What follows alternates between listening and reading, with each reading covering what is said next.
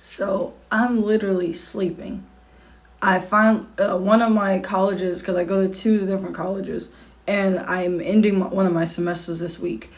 Um, it's the 12th. On the 15th, I finally go on vacation for 8 paid days. I work two jobs. I'm in two colleges. I have a brand new puppy. I'm exhausted. Why the fuck are these goddamn Jehovah's Witnesses knocking on my fucking apartment door? Talking about reading. Then they were like, "Oh, are you feeling anxious because of everything going on in the news with politics and everything and da da da?" And I'm looking at these two Hispanic women like, I mean, not to be a dick, like it stresses me out, but I I'm sleeping, and I tried to be cool about it. I'm like, I just woke up. I got a brand new puppy. He and my puppy, I'm trying to calm him down because he don't know what the fuck is going on right now. And he's like, and I'm like, I'm like, hold on, let me grab a bathrobe because I'm not even dressed. And they're going on and on. They're like, well, everyone's anxious right now, and you can, with prayer, you can be helped. And with prayer, people like to journal and drive to the beach, but I feel like it's a mom and Dartle. The Dartle, I'm 27. I think the kid's like 20 years old. Hate to see him brainwashed so young, but I'm like, what the fuck? And then, so they start reading off the Bible quote or whatever they're reading.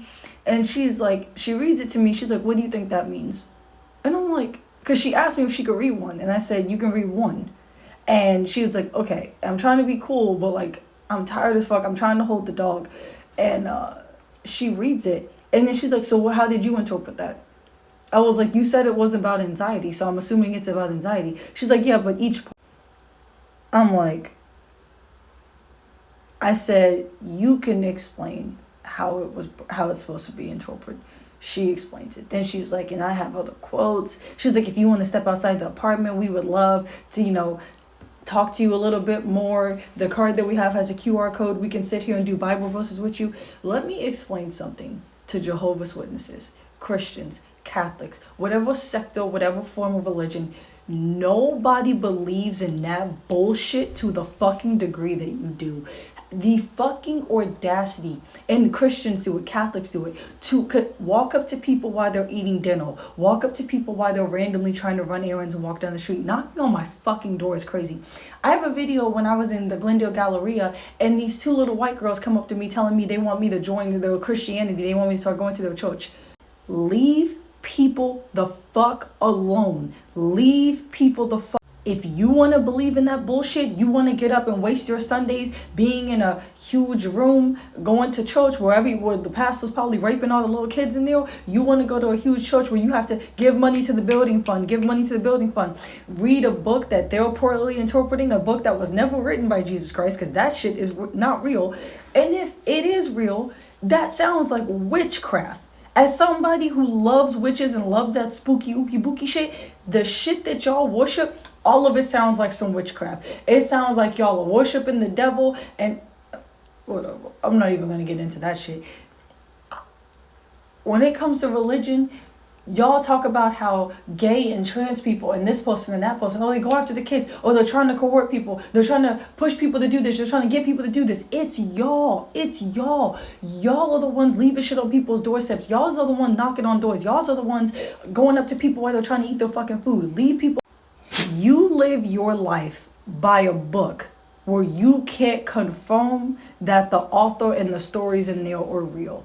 You believe that there was a man walking on water, turning water into wine, healing people. You believe that as soon as technology got here, he stopped doing certain shit. You believe your hero is a man that watches people get raped all day, people get murdered, people get, fucking blown to smithereens, people get robbed, people don't get certain jobs that they hope for, so they end up homeless.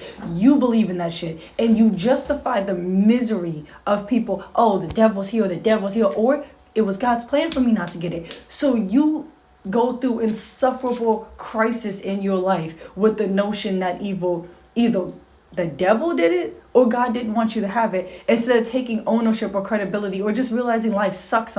Religious people are the worst thing to ever hit humanity and society.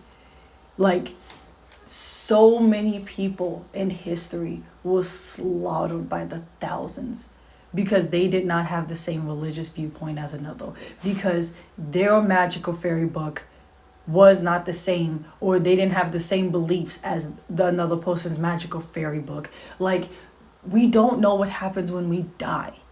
Like, when I overdosed 3 times, because I used to have a really, really bad sleeping pill and sleeping aid addiction. I never intentionally overdosed. I have really bad insomnia when I was younger because of different childhood stuff that was going on. And I could not sleep for anything. And my mom would give me anything I wanted, from codeine to drinking codeine and NyQuil together, drinking Benadryls with Percocets. Eating Percocets with Benadryls. So I overdosed 3 times. I don't know what the fuck happens when we die. I have no fucking idea. Religious people, leave people alone. If you want to sit there and believe in that fucking bullshit and live your life by a book, live it then. Because half of you break sins and then really aggressively follow the others. Leave people alone.